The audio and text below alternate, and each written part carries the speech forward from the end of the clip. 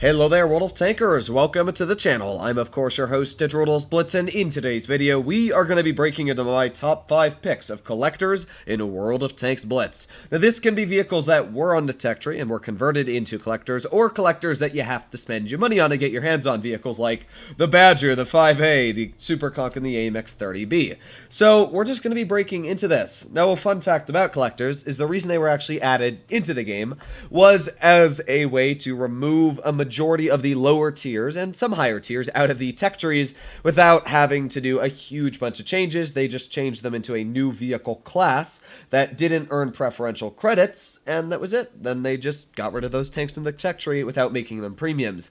It's pretty interesting how Wargaming did it, and even though collectors were quote-unquote supposedly be able to nerf, yeah, that's not really true, as we've seen vehicles like the Smasher drive around now for years, and it still has not seen one nerf. So, yeah, collectors are here to stay, and if you buy a collector out of the premium shop, even if it's overpowered like this tank here, it's probably not going to be changed. So let's get straight into it. Now, one thing I do want to point out about today's video is none of these vehicles are in a specific order. So the Smasher, which is the first vehicle I'm going to be showing you, is in this place just because it's a tier 7, and we're going to be working our ways up to tier 10. So that's the one thing I do want to point out, is that I never do my comparison videos lately on this is the best tank, in my opinion. I'm just listing the ones that I think are amazing, because then you guys can formulate your own opinions on which of these tanks you want in your garage if you ever wanted to get one of them. So the Smasher, well, it's a vehicle that a lot of you already own, and you probably know what it does even if you don't own it. It carries a 150mm armament, or I think a 152, and with this 152mm, it's able to deal 640 damage a shot. Not to mention its heat shells have 250mm of pen, and the high explosive has around 90mm of pen. Now, if you're an absolute mad lad like me, you'll be running calibrated shells, which means your premium pen goes up to 275, and your HE goes up to 99mm, enough to literally cut through the sides of most tier 7s and almost all tier 6s, and even a vehicle like that Tiger P there, I can literally cut through the side armor with an HE shell. But you don't need HE for that front, do you? No, you don't. I mean, I could have shot heat at that Tiger P and penned him very easily with the heat, but I also figured, well, this is a tank and I might take risks with it, and oh my, did that shell fly perfectly into that Tiger P's lower plate. Although, I did learn my lesson by bleeding a lot of health. That is one of the downsides of the Smasher, is the fact that it doesn't have much armor. There are a lot of players I've seen use the Smasher and get absolutely cucked because they drove out and then they just missed their shot and died. So that is one thing to keep an eye out for the Smasher, is that it can be very easily taken out. It has very little armor, but man, is it just such a strong vehicle. 640 alpha, I mean, that's an IS-3, and bam! 600 right off the tank, and I'm just backing up chillaxing. The tank also has pretty solid mobility. The KV-2 we know is very slow, and the Smasher kind of just says no you to that because it's actually pretty freaking quick. But speaking about speed, this is the 50 TP prototype. Now, the prototype is an also ridiculously strong vehicle. This tank is obviously brand spanking new to the game. A lot of you might just be getting your hands on it now as the event is wrapping up. Now, the 50 TP prototype has some great things going for it and some terrible things.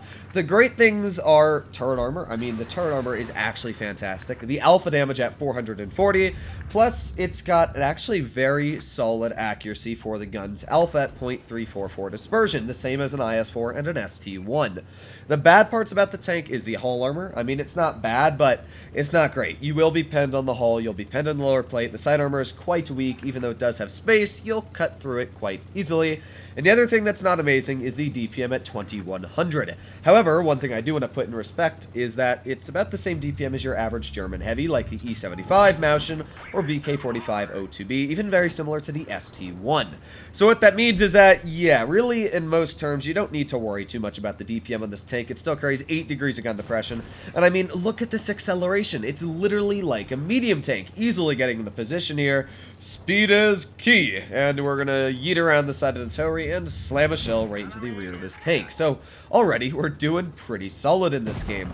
And not to mention, this tank also reverses at 15 kilometers per hour. It's no 20 like the AMX M4, but 15 is still pretty impressive to think of, you know, it being a pretty full-born heavy, and it's still able to do its job as a medium as well. Breaking into the tier 10s, here we are. The first one, the AMX M454.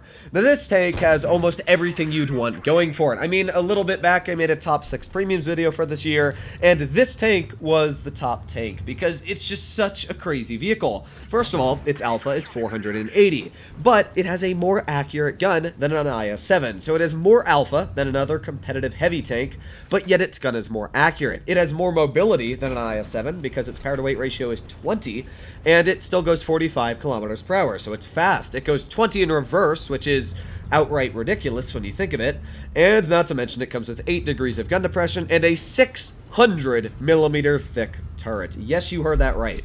And that is because 99% of the turret is filled with a mantlet. A mantlet that is so thick, even a Hori cannot penetrate it. So, yeah, that's the AMX M4. Now, it does have some weak spots. The lower plate is pretty easy to pen, and the frontal upper plate is very easy to pen on flat ground. However, if you're angling it or using any of your gun depression, that upper plate becomes nearly impossible to penetrate. As well, it does have a cupola, but good luck shooting that when it is hull down because you can barely see it because it's shoved all the way on the back of the vehicle. Oh, and did I forget to mention that this tank shoots premium AP shells. So just like a Hori, even though its premium pen seems very bad on paper, it's actually not. It has about 350 to 60 millimeters of effective pen because of that premium AP. Oh yeah, and it has massive HE damage. I mean, there's nothing bad about this vehicle.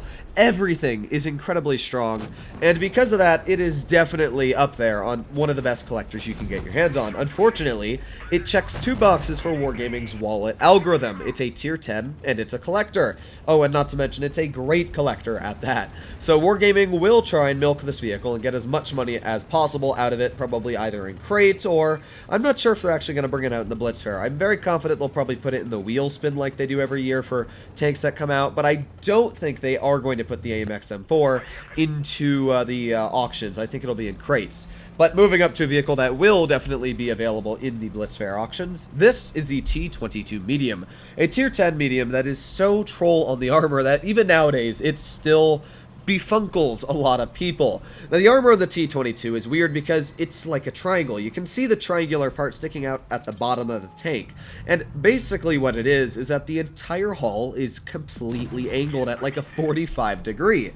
So what that means is any shells that hit you that are angled, you know, you angle your tank slightly, they're going to ricochet because 70 degrees or more, AP and APCR both ricochet off spaced armor, or not spaced armor, but just angled armor. It can't penetrate 70 degrees of angled armor, unless of course it has the 3 calibers rule, but this armor is pretty impressively thick. Even if you shoot heat shells, you have to get through that spaced armor on the side of the tank, and once you get past that spaced armor, then you still have to penetrate the ridiculously thick angled hull. So yeah, the T22 on the sides is ridiculously strong. The front is actually quite weak. It's only about 30 millimeters thick. Even though that sounds very strong, judging that this vehicle has very little gun depression, you really don't get it to be that strong as it is. So really any tier 10 with standard ammo cuts right through the frontal armor of this vehicle. So usually what I do is I try and angle the sides out more than I actually use the front.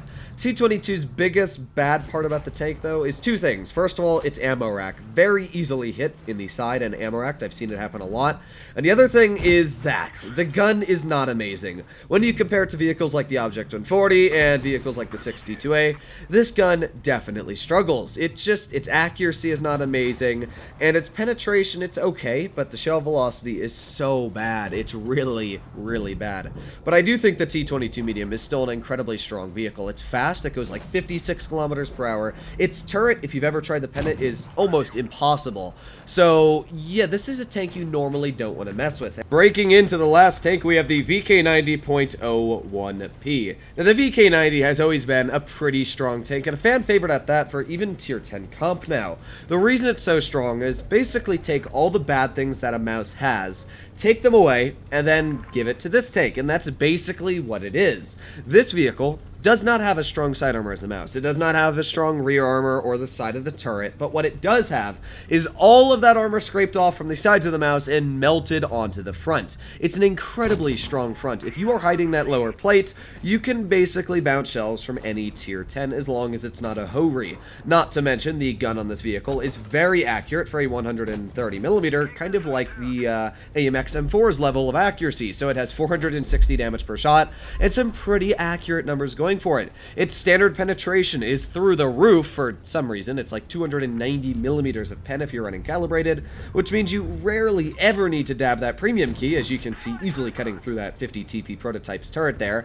And not to mention, it's faster than a mouse, going instead of 25, 30 kilometers per hour. Oh, and did I forget to mention that this vehicle has basically no turret weak spot. Even if you load heat, it's an incredibly hard tank to penetrate.